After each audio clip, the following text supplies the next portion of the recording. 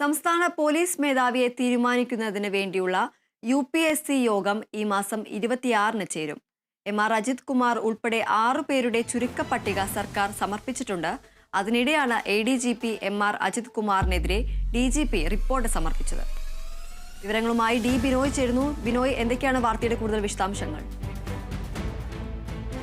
26-നാണ് UPSC യോഗം ചേരുക. സംസ്ഥാനത്ത് നിന്നും ചീഫ് സെക്രട്ടറി ഉൾപ്പെടെ ഈ യോഗത്തിൽ പങ്കെടുക്കുന്നുണ്ട്. 6 പേരുടെ ചുരുക്കപ്പട്ടികയാണ് DGPയുടെ അല്ലെങ്കിൽ സംസ്ഥാന പോലീസ് മേധാവിയായി നിയമിക്കുന്നതിന് വേണ്ടി UPSCക്ക് മുന്നിലേക്ക് എത്തിയിട്ടുള്ളത്. റവാഡ ചന്ദ്രശേഖർ, നിതിൻ അഗർവാൾ, യോഗേഷ് ഗുപ്ത, മനോജ് എബ്രഹാം എന്നിവരാണ് DGP ലെവലിലുള്ള ഉദ്യോഗസ്ഥർ. അതുകൂടാതെ ADGP ലെവലിൽ നിന്നും MR അജിത് കുമാർ, സുരേഷ് രാജ് പുരോഹിത് ഈ 2 പേരുകൾ കൂടി നൽകിയിട്ടുണ്ട്. ADGP രുടെ പേര് പരിഗണിക്കത്തില്ല എന്ന് നേരത്തെ തന്നെ UPSC അറിയിച്ചിരുന്നു. എന്നാൽ ഇവർ 30 വർഷം സർവീസ് പൂർത്തിയാക്കിയവരാണെന്നും ഉടൻ തന്നെ DGP റാങ്കിലേക്ക് എത്തപ്പെടും എന്ന് കാണിച്ചുകൊണ്ടാണ് ADGP MR അജിത് കുമാറിൻ്റെയും ഒപ്പം ADGP സുരേഷ് രാജ് പുരോഹിതിൻ്റെയും പേരുകൾ നൽകിയിട്ടുള്ളത്.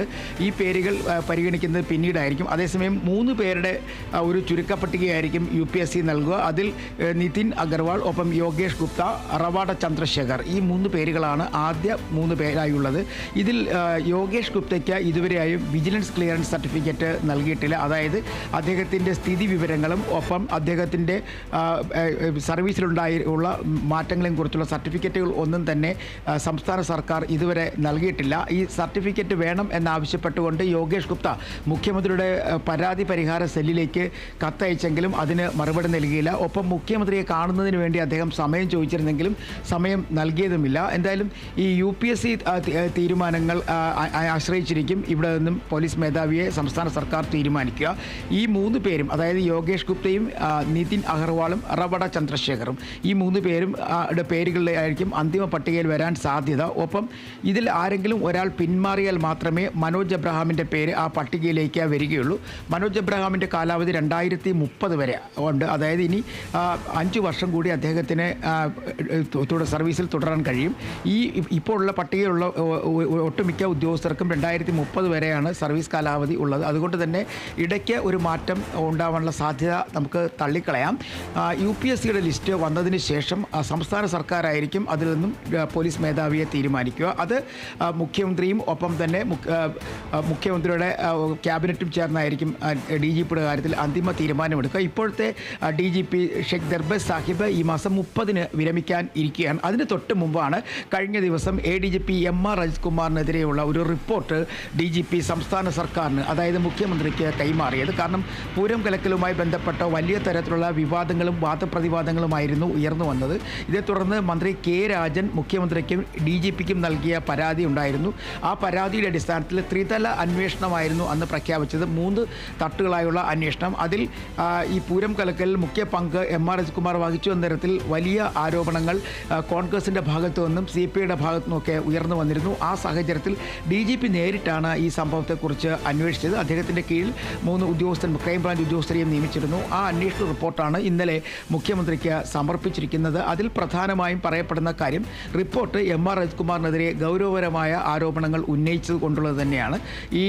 അവിടെ ഡ്യൂട്ടിക്കായി MR അജിത് കുമാർ തൃശ്ശൂർ ഒരു ദിവസം തൃശ്ശൂരിലുണ്ടായിരുന്നിട്ടും പ്രശ്നങ്ങൾ പരിഹരിക്കുന്നതിലോ അല്ലെങ്കിൽ പ്രശ്നങ്ങൾ ഇല്ലാതാക്കാനോ ഇടപെടൽ നടത്തിയിട്ടില്ല എന്നുള്ളതാണ് മുഖ്യ ആരോപണം. അദ്ദേഹത്തെ മന്ത്രി K രാജൻ നിരവധി തവണ ഫോണിൽ ബന്ധപ്പെട്ടിട്ടും ഉറങ്ങിപ്പോയി എന്നുള്ള ഒരു മറുപടിയാണ് നൽകിയത്. അടുത്ത ദിവസവും ഈ പ്രശ്നങ്ങളുമായി ബന്ധപ്പെട്ട്, അടുത്ത ദിവസം പ്രഭാതത്തിലും ഈ പ്രശ്നങ്ങളുമായി ബന്ധപ്പെട്ട് MR അജിത് കുമാർ ഇടപെടൽ നടത്തിയില്ല.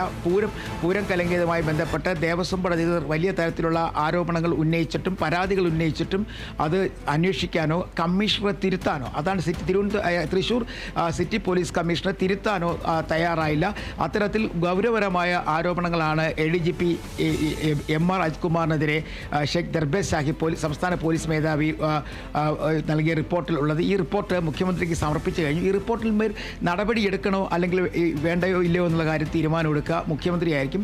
അത്തരത്തിൽ ആ റിപ്പോർട്ട് കിട്ടിയാൽ തന്നെയും അത് പിന്നീട് നടപടിയെടുത്താലും ഇല്ലെങ്കിലും ഇത്തരമൊരു റിപ്പോർട്ട് വന്ന സാഹചര്യത്തിൽ അത് MR അജിത് കുമാറിൻ്റെ ഭാവിയിലേക്കുള്ള ജീവിതത്തെ അല്ലെങ്കിൽ ഈ പോലീസ് സേനയിലുള്ള ജീവിതത്തെ കാര്യമായി ബാധിക്കാൻ ഉള്ള തരത്തിലുള്ള ഒരു റിപ്പോർട്ട് കൂടിയാണ് അദ്ദേഹം നൽകിയിരിക്കുന്നത്.